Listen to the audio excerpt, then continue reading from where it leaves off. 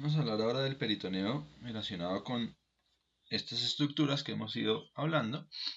Entonces vamos a ver que ese peritoneo básicamente va a estar conformado por este ligamento ancho, que es toda esta estructura, pero que ese ligamento ancho va a dividirse en varias porciones. Una que vamos a considerar o a llamar el mesosalpinx, que es ese meso que va a cubrir a los vasos que van a dirigirse hacia la trompa uterina.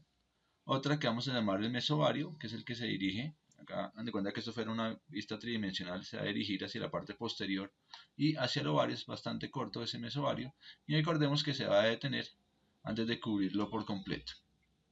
El resto de ese peritoneo se considera o se llama el mesometrio. Ese mesometrio es por donde va a discurrir la arteria uterina, que recordemos que va a discurrir más o menos por este territorio, va a venir por acá y va a discurrir por este territorio. Otros ligamentos que hay que reconocer, que es el ligamento uterosacro, el que habíamos ya hablado, que delimita el fondo de saco de Douglas, y esta porción del ligamento ancho que generalmente va a ser más ensanchada y que va a permitir el paso de la arteria uterina en su transcurso desde la parte lateral hacia la parte ascendente, que es el que llamamos el ligamento cardinal o ligamento de McEnroe, que nos permite el paso de la arteria y vena uterinas y también que va a delimitar su cruce con el uréter. Vamos a mirar ahorita cómo se ve ese ligamento o cómo son esas estructuras que pasan a través de él. Es muy importante entonces que lo reconozcan en cada una de las estructuras que tienen en sus prácticas.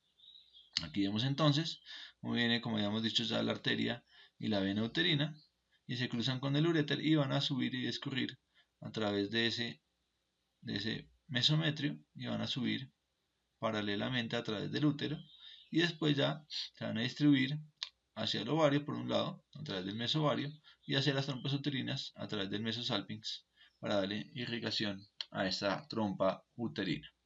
Importante entonces que veamos acá, como vemos acá la arteria vaginal, ¿sí? Y como vemos algunas otras arterias como la vesical inferior, por ejemplo, que pueden estar en contacto con estas estructuras. Este acá sería propiamente la arteria uterina que va discurriendo en forma, ¿sí?, entorchada y eso hace que le permita una irrigación adecuada a este útero y que, como les recuerdo o les decía, es muy importante en el embarazo, pues esta arteria uterina eh, cobra una gran importancia porque cobra un gran porcentaje de lo que es el gasto cardíaco. Muy bien, aquí vemos el ligamento uterosacro, para recordar nuevamente, el fondo de saco de Douglas, el fondo de saco uterovesical, ¿no? Aquí estaríamos viendo el mesometrio, aquí estaríamos viendo parte del mesosalpinx y aquí estaríamos viendo un pedazo de lo que es ese mesoovario. Aquí en la vida real, el fondo de saco rectouterino, el ligamento uterosacro, aquí el ovario, miren cómo está envuelto efectivamente por la trompa uterina, aquí el colon sigmoide, aquí veríamos la parte del ligamento suspensorio del ovario y el fondo del útero. Finalmente vamos a hablar entonces de la inervación de estas estructuras. Va a estar dada por el sistema nervioso autónomo a través del parasimpático y a través del simpático. El parasimpático lo va a hacer a través de su origen en la porción sacra, que va de S2 a S4. De esa porción sacra van a salir unos nervios esplácnicos pélvicos y unos nervios profundos, ¿sí?, que se llaman los nervios del clítoris, que van a ir a inervar parasimpáticamente estos órganos. Estos van a hacer sinapsis en los ganglios pélvicos. Y esos ganglios pélvicos van a dirigirse, por ejemplo, a las trompas uterinas, al útero causando vasodilatación, a la vagina y al clítoris causando transudación y erección del clítoris, que recordemos que también es una función ya que tiene cuerpos eréctiles este clítoris. La parte simpática va a salir de T12, L1 y L2, va a tener los plexos mesentéricos superiores y el plexo renal y el plexo hipogástrico superior.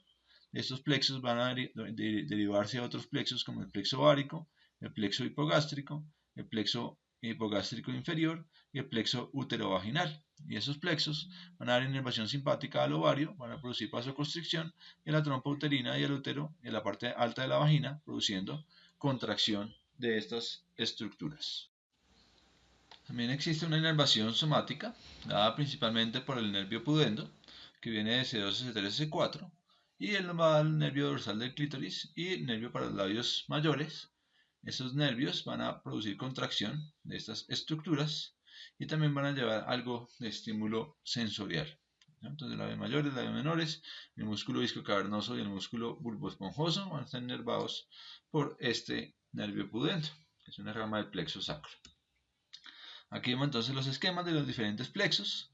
Aquí vemos los nervios espláncnicos lumbares, vemos el plexo hipogástrico superior, los nervios hipogástricos derechos e izquierdos, los nervios espláncnicos pélvicos, el plexo hipogástrico inferior, el plexo rectal medio, el plexo rectal inferior y el nervio perineal, que es una rama de ese nervio pudendo. Finalmente aquí vemos algunos de esos plexos nuevamente acá, el plexo hipogástrico inferior, el nervio hipogástrico derecho, el nervio hipogástrico izquierdo, que son más bien unos plexos, y estos provienen del plexo hipogástrico superior. De igual manera, vemos acá la salida del nervio pudendo, formándose S2, S3 y S4, principalmente como rama importante de este plexo que se llama plexo sacro, que además de este nervio importante, pues va a sacar el nervio ciático y al nervio glúteo superior, que van a ser muy importantes en la inervación del miembro inferior. Muy bien, entonces ya hemos terminado con esta introducción teórica a lo que es el genital femenino y la idea es que lo complementen pues, con su conocimiento práctico y con la aplicación clínica que se hará en su momento. Muchas gracias por su atención.